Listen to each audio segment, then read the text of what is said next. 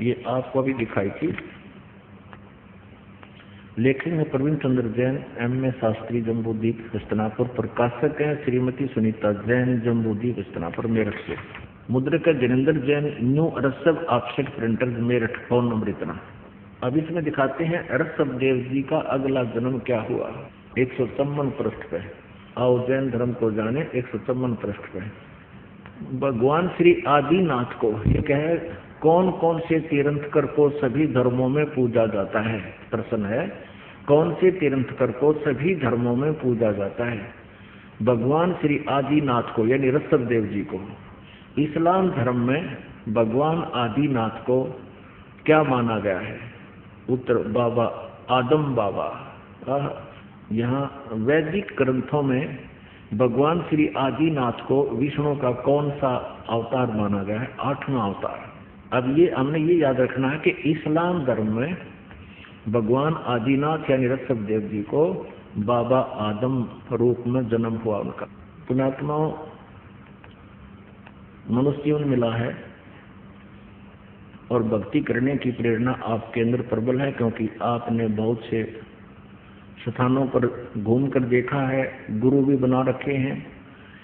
लेकिन उन गुरुओं से आपको क्या लाभ हो सकेगा, ये इस सत्संग से, तत्व ज्ञान से आप आसानी से समझ सकते हो।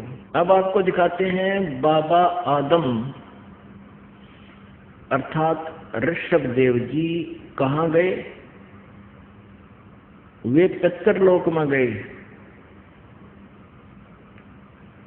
एक कॉमन स्थान है जहां पर एक साइड में स्वर्ग है, एक साइड में बहुत लंबा चौड़ा पितरलोक है। जो पितर योनि को प्राप्त कर जाते हैं वो प्राणी उस पितरलोक में चले जाते हैं। आपको दिखाते हैं जीवनी हजरत मोहम्मद। ये देखिए, पहले आपको मौखिक बताते हैं थोड़ा। हजरत मोहम्मद जी को एक खच्चर जैसा जानवर आया ऊपर तक, वो उनको साथ लेकर के एक जबरील नाम का देवता उनको उस खच्चर जैसे पशु पर बैठा करके ऊपर ले गया। वहां स्वर्ग बताते हैं कि स्वर्ग में देखा एक व्यक्ति दाईं ओर मुख करके तो हंस रहा था और बाईं ओर मुख करके रो रहा था बुरी तरह। हजरत मोहम्मद जी ने पूछा उस जबराइल नामक देवता से, फरिश्ते से, कि ये व्यक्ति कौन है, ये क्यों हंस रहा है और क्यों रो रहा है। उस जबराइल ने बताया कि ये बाबा आदम है, दाईं ओर स्वर्ग में इसकी नेक संतान है, अच्छी संतान सुखी है, और बाईं ओर नरक है, उस नरक में इसकी निकम्मी संतान वहां महाकष्ट उठा रही है। दाईं ओर जब देखता है अपने संतान को सुखी देखकर ये खुश होता है, और इधर बाईं तरफ नरक में अपनी निकम्मी संतान को कष्ट उठाते हुए उसको उनके ऊपर यातनाएं दी जा रही हैं, उनको देख कर ये रो रहा है। बता ये फायदा मिला ऋषभ देव को। अब ये लाभ हुआ ऋषभ देव की साधना से, ये पितरलोक में गया, बाबा आदम का जन्म हुआ, स्वर्ग लोक इसको कहते हैं। अब वहां स्वर्ग में भी चैन को ना ऋषभ देव को, बाबा आदम को, वहां भी कभी हंस रहा है कभी रो रहा है, तो यहां में और वहां में क्या अंतर हो गया। इन साधनाओं का ये बेनिफिट है, और जो ये दास बताएगा परमात्मा ने आकर बताई है, उससे क्या लाभ होगा वो भी बताएंगे। अब देखिएगा जीवन चरित्र हजरत मोहम्मद मुसलमान धर्म के प्रवर्तक का। जीवनी हजरत मोहम्मद सल्लल्लाहु अलैहि वसल्लम। मोहम्मद इनायतुल्लाह सुबहानी इसके राइटर हैं। हजरत मोहम्मद की जीवनी है सल्लल्लाहु अलैहि वसल्लम, इन्हीं की उपमा है। मोहम्मद इनायतुल्लाह सुबहानी अनुवादक हैं नसीम गाजी फलाही। इन्होंने तो ये अरबी भाषा में लिखा था, अनुवादक ये है हिंदी में।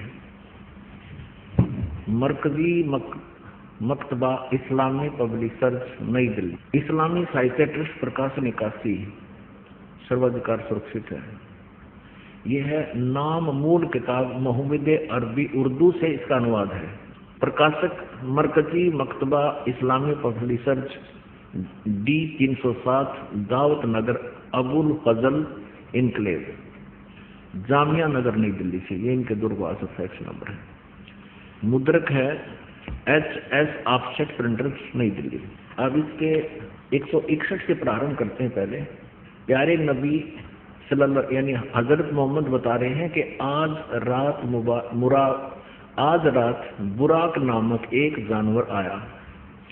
उस पर बैठकर मैंने बैतुल मरकादस की सैर की। वहां पहुंचा तो नबियों की जमात आई। उनमें इब्राहिम यानी ये सारे वही हैं जो हजरत ये मुसलमान धर्म के जितने भी हैं और ईसाई धर्म के उस पितरलोक में हैं। उनमें इब्राहिम अलैहिस्सलाम भी थे, मूसा और ईसा अलैहि भी थे। मैंने उन सबको नमाज भी पढ़ाई। हजरत मोहम्मद जी बता रहे हैं कि उससे पितरलोक में ये मूसा जी ईसा जी जिसे ईसाई धर्म चला वही थे और मैंने उन सबको नमाज पढ़ाई। अब 164 पृष्ठ पर आते हैं। प्यारे नबी यानी हजरत मोहम्मद बता रहा है अपने सच्चे साथियों के बीच बैठे अल्लाह ने उनको जो बड़ी बड़ी नेमत दी थी उनका जिक्र करने लगे। अपने साथियों बता रहे हैं हजरत मोहम्मद जी मुसलमान धर्म के प्रवर्तक। बैतुल मरकादस से आकाश पर जाने का हाल भी सुनाया। वहां कुदरत के जो जलवे देखे थे उनको भी बयान किया। आप यानी हजरत मोहम्मद ने फरमाया बताया कि इस तरह हजरत जबरील अलैहि मुझे पहले आकाश पर ले गए। वहां इंसानों के बाप हजरत आदम अलैहि मिले।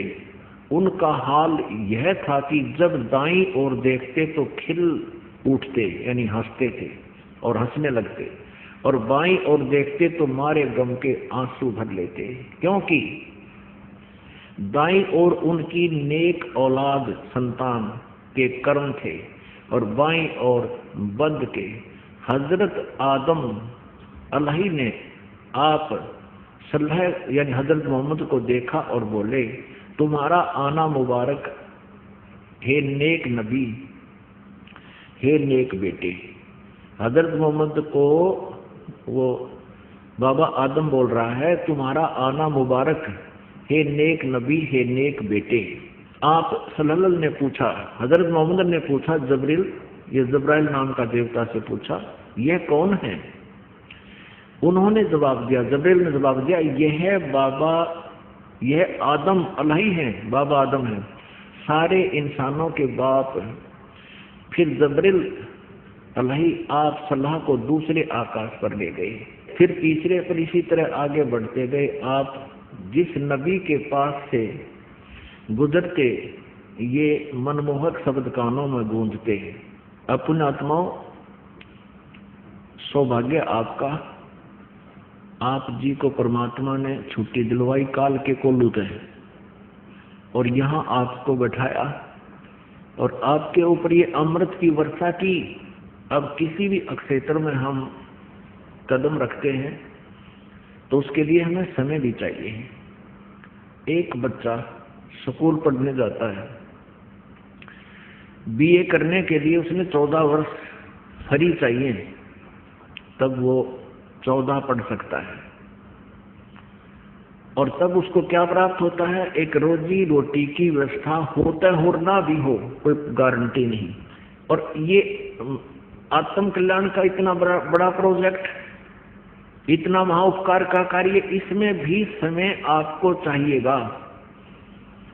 आपने ये क्लास अटेंड करनी पड़ेगी यदि आप यहाँ से छुटकारा चाहते हो, ना किया दुर्गति तैयार है। अब आप जी ने देख लिया कि बाबा यानी Shri Rishabh Dev ji founder of the Jain religion, वो क्या बना, उसकी मृत्यु कैसे हुई, और ऐसे अच्छे साधक की ये काल ऐसे दुर्गति करता है। और फिर आगे चल के उसने जो नाम दिया मारीची को, उसकी क्या दुर्गति हुई। और महावीर जैन वही आत्मा महावीर जैन बना, उसका कोई गुरु नहीं, आगे कोई उनकी शास्त्र अनुकूल साधना नहीं, पाखंड मत स्वयं की पाखंड साधना स्वयं की, बकवादें, पाखंड माने बकवाद, और आगे भी वो बकवाद शुरू करा गया। वर्तमान के जैनी वो साधना करें, उनकी क्या हालत होगी ये अंडरस्टूड है। और बाबा आदम बने वही ऋषभदेव जी, उनकी स्वर्ग में भी क्या दुर्गति हो रही है, वहां भी चैन नहीं उनको। ओए अब परमेश्वर ने आके बताया ब्रह्मांड 2100 आग लगी है, कृत्रिम बाजी सभी ठगी है। 21 ब्रह्मांड तक इस काल के लोगों में कहता आग लगी हुई है, कोई भी जीव सुखी नहीं। अब प्रसंग चल रहा था, सुखदेव ने 84 भुगती बना पजावे खरगो, तेरी क्या बुनियाद प्राणी तू पंडा पंथ पकड़वो। अब तेरी क्या बुनियाद प्राणी, तू वो रास्ता ग्रहण कर, वो मार्ग ग्रहण कर जिससे तुझे फिर से ये दुर्गति ना हो, तेरी फिर जन्म मृत्यु कभी ना हो। तो परमात्मा कहा करते निरंजन धन तेरा दरबार, निरंजन धन तेरा दरबार, जहाँ पर तनिक ना न्याय विचार, पाखंडी की पूजा जग में संत को कहें लबाड़, पाखंडी की पूजा जग में संत को कहें लबाड़, अज्ञानी को परम विवेकी, ज्ञानी को मूड गंवार, निरंजन धन तेरा दरबार, निरंजन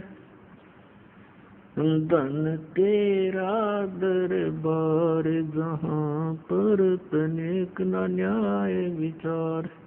कह कबीर सुनो भाई साधो, यहाँ सब उल्टा व्यवहार, कह कबीर सुनो भाई साधो, यहाँ सब उल्टा व्यवहार।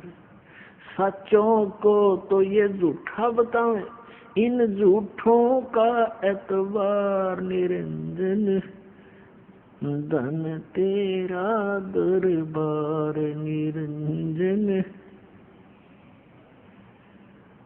धन तेरा दरबार, जहाँ पर तनिक ना न्याय विचार।